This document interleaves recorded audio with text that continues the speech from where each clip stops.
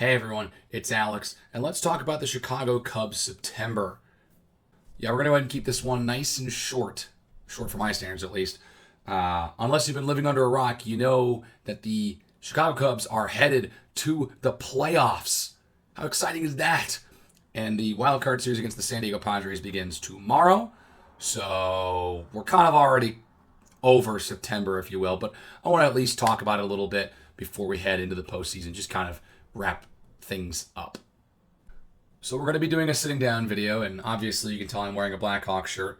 This is kind of impromptu, more so I just want to make sure I can get something out to talk about the Cubs September and a couple of the things that happened and how I feel going into this wild card series against the Padres, more importantly.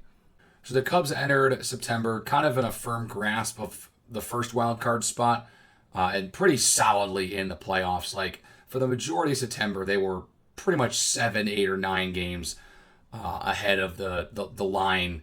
So they were pretty comfortably in the field. The question that going into September was, can they find a way to win the division? I mean, 7 games was kind of around where it was. And it just depended on if the Brewers struggled in September, which they didn't. They ended up finishing with the best record in the majors, so no big surprise there. Brewers win the Central. Chicago gets the top wild card. Kind of what we expected going into the month. But that was what was at stake. They begin the month with 2 of 3 wins against the Atlanta Braves, who they haven't played up until this point this season. That's fine. You know, they've been doing this a lot, winning 2 of 3. They haven't gotten a ton of sweeps, but they have not gotten swept very often. Well, at this point, they've only been swept in a 3 or 4 game series once. They go play Washington at home. They dominate on Friday in the Baby Blues and then lose the series, lose the next 2 games, which is not good. They then go to Atlanta and they lose the first game. That's not good. They rally, win the next 2. They take 4 of 6 from the Braves, which is nice. So some weaker NL East opponents. I mean, we didn't think Atlanta was going to be that bad going into the season. We thought they were going to be another contender for the NL yet again. Not the case. So you move on and you get the Tampa Bay Rays after this stretch of NL East opponents. And so the Rays are the last AL team the Cubs play this season. They take 2 of 3. Kind of a run-of-the-mill series again. I couldn't tell you really some significant moments. I mean, at this point, my memory is really fuzzy because Bears season is fully underway. And if you follow this channel at all, you know they're my top priority team in Chicago. So even though this is a midweek series, I just can't remember a ton. Although I do know that they took the first game, lost the second, and won the third. It wasn't a win or lose the first, and then the other 2 results the same. They kind of trade off. And so going into this road series against Pittsburgh, they're inching ever so closely to a playoff spot. Oh boy, that magic number shrinking and shrinking and shrinking, which is frankly what we were all concerned about in the week leading up to that Pirates series. And the thing is, while the Cubs are playing about 500 ball, which is kind of what they've been doing since the All-Star break, they're not wowing people, but they're not bad per se. We're seeing the Mets collapse. And that's, I think, the big reason why the Cubs' magic number kept shrinking even despite losses, because the bar at the bottom of the wild card standings was continuing to drop. And so the Cubs needed fewer and fewer wins to clinch. They go out against Pittsburgh, and they just look like a great team. They sweep the Pirates, including, like, completely taking out Paul Skeens. Phenomenal performance that weekend to get 3 wins. I really liked what I saw. And they celebrate their first playoff berth in 5 years, their first playoff berth in a full season in 7 years now. It's 7 years. Jeez, 2018 was 7 years ago. 7 years. That was the bar there. First full season playoff berth in 7 years. And it was promptly at this moment that the Cubs, after beating the Pirates 10-3 in the season series, promptly to fall into a playoff hangover. After popping champagne bottles, they go out to Cincinnati to play a Reds team that is incredibly hungry and continuing to fight for their playoff lives and get swept in a 4-game series. And now we're like, all right, what happened? Did we just go on a 4-day bender and just forget how to play baseball because we clinched the playoffs? Have we just stopped trying? Because it was 2 1-0 losses and 2 3-run losses. So they weren't necessarily flattering either. It wasn't like a shootout or not great. You're losing, low scoring, offense can't do anything. And then when they do score runs, your defense can't support. So not a good series. And then against another playoff hungry team in the New York Mets, who are in the middle of a massive collapse right now. The Reds, with the 4-game sweep, actually ended up, after Sunday's game, tying the Mets for the final wild card spot. And since they own tiebreaker, they had the final spot. So the Mets are incredibly hungry because they've got a playoff spot to fight for, along with the Reds. And the Mets complete a big comeback and win game 1 on Tuesday after the Cubs' final off day of the year. That's not good. And then on ESPN's final regular season Major League Baseball broadcast, the Cubs put the Mets to sleep. Highlight PCA with that steal at home, putting the Mets to sleep. That was awesome. The last week of the season, we saw rejuvenation for Pete Crow Armstrong and Seiya Suzuki specifically, but I'll talk about them in a minute here. Cubs dropped the final game on Thursday. That's not good. But going into the final week of the season, the Cubs get the St. Louis Cardinals, a team that is going to miss the playoffs again. Cubs fans are delighted. They're in the playoffs. They're fighting for home field advantage in the wild card series because at this point, they'd already known that they were going to be playing the Padres, just depending on whether it was going to be at Wrigley Field or at Petco Park. Signs were going to point to Wrigley Field, but if the Cubs couldn't do their job against the Cardinals, the Padres could swipe in and steal home field advantage.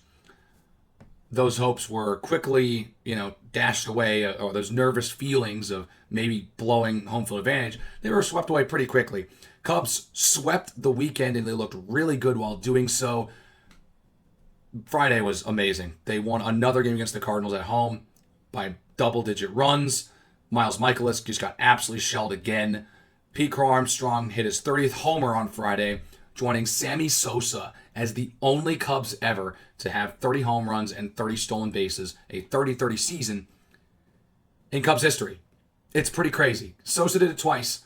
Armstrong has the third ever 30-30 season in Cubs history and the first in a long time. Now, when you add another 30, make it 30-30-30, you have 30 home runs, 30 steals, and 30 doubles. Pete Crow Armstrong's the first Cubs player ever to accomplish that. And that's a long history. Baseball's got a lot of history, so that's pretty big time for a guy like PCA, who's in his first full season in the majors, by the way. Outstanding season. He's had a bad slump since the All-Star break. We kind of forgot just how much of a tear he was on to begin the year.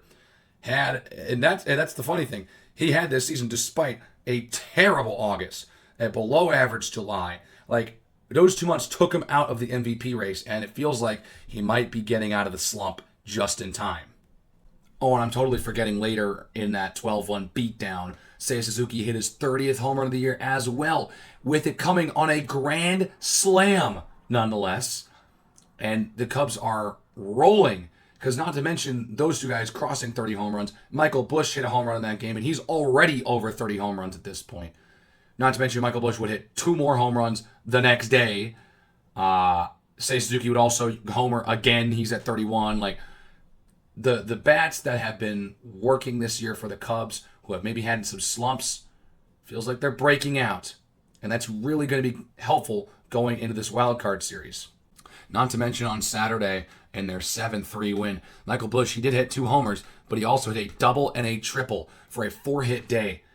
And he was going to have a chance to hit for the cycle. All he was a single. And the Cardinals, with a very interesting move, a lot of people are calling it a lot of things. I call it classless.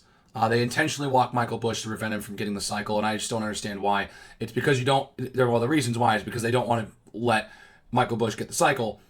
But at the same time, it's like, you guys have already missed the playoffs. It's not like it's an important at-bat in this game. Let him hit. If he beats you, he beats you. You deserve to have the cycle hit against you. If you get him out, you get him out. I don't know. I thought it was lame and really, really spineless from that organization that prides themselves as a great organization in baseball. The Cubs win on 2-0 on the final day of the regular season, and they're cruising going into the playoffs right now. Looking at some quick stats before we kind of talk about their wild card series. Cubs have 3 30-homer players this year. Michael Busch leads the team. He's had a really quiet 30-home run season. A lot of the attention's been on Crow Armstrong and Kyle Tucker and Seiya Suzuki, Dansby Swanson, Shota Imanaga, Cade Horton, who's also going to be out for the foreseeable future. That's a huge loss, but we'll talk about that in a moment here. Michael Busch has been such a key part to this team's success. He's been a consistent bat, too. He leads the team in homers, 34. Suzuki hit 32. Crow Armstrong hit 31. And then it's Swanson, Happ, and Tucker who all hit over 20. So 6 20-homer batters this year for the Cubs. And those same 3 batters who hit 30 home runs, they also went for 90 RBIs or more. Busch had 90, Crow Armstrong 95, and Seiya Suzuki had 103 RBIs this year. That was really nice to see from the DH this whole season, because that's what Suzuki's been. Hasn't been in the outfield because his spot's been taken by Kyle Tucker. He's been the DH, and he's had a little bit of a slump, but he's kind of crawling himself out of it right now. So I'm not too concerned right now. When it comes to an average, Nico Hoerner leads the way. Despite him not being a massive deep threat, the guy gets on base. He was especially good with runners in scoring position this year, just south of 300, 297. He was really threatening for the NL batting title late in the year. Didn't end up getting it, but he was the best hitter on the team by 30 points. Kyle Tucker was the next highest with a 266. So good job, Nico Hoerner. With a batting average like that, you don't need to hit a ton of homers because you're getting on base, man. So, before you go, here are 3 things the Chicago Cubs need to do to win this wild card series against the San Diego Padres. 1, they need the bats to keep rolling.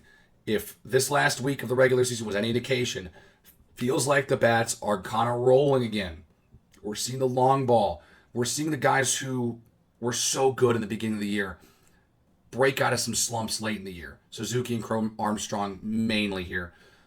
Tucker, he's coming off the IL. We'll see how much action he gets, but it was important this past weekend for him to get some reps before the playoffs.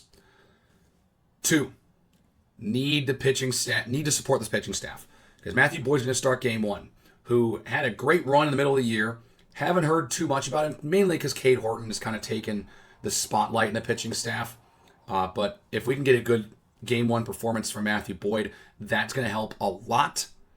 And then, finally, take advantage of home field. You got Wrigley faithful in front of you in a 3-game series. All 3 are at Wrigley Field.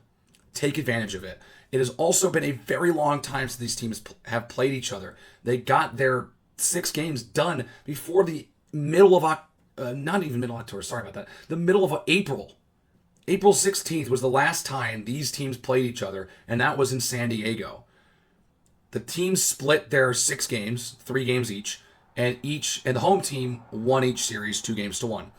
I feel like this series is destined for 3 games. It's going to be a Padres team that has a lot of playoff experience, even from guys who weren't on the team last year, against a Cubs team that is very new to the playoffs. A lot of guys on this Cubs team who have not been to the playoffs. So they're going to need a lot of veteran leadership from guys like Ian Happ and Dansby Swanson, guys who have been there and have succeeded in the playoffs. So I'm really excited for this. This is going to be a really tight series. I feel like this is going to be a 2-1 series win for the Cubs, mainly because they're at home. If this series was at Petco, I'd probably be saying 2-1 Padres. But regardless, I feel like this series is destined for 3 games. They're going to have to put together 2 really good efforts. And here's the trend so far. This is now the 4th season of the expanded MLB playoff format in the wild card week, right? With 3-game series. The team who has won the first game has won every single series. They're 12 for 12. If you win game 1, you're going to win the series. Doesn't matter if it goes to game 3. Obviously, that can change at any point. But history has told us that whoever wins game 1 wins the series, whether it's in a clean 2-game sweep or in a 3-game nail-biter. So that's it. Please give a like on this video if you enjoyed it, and hit the subscribe button so you don't miss an upload from me, especially knowing that postseason baseball's back at Wrigley Field in Chicago. It's awesome. And then, of course, keep the comment section Keep the conversation going down in the comments section below, and I'll see you all in the next one.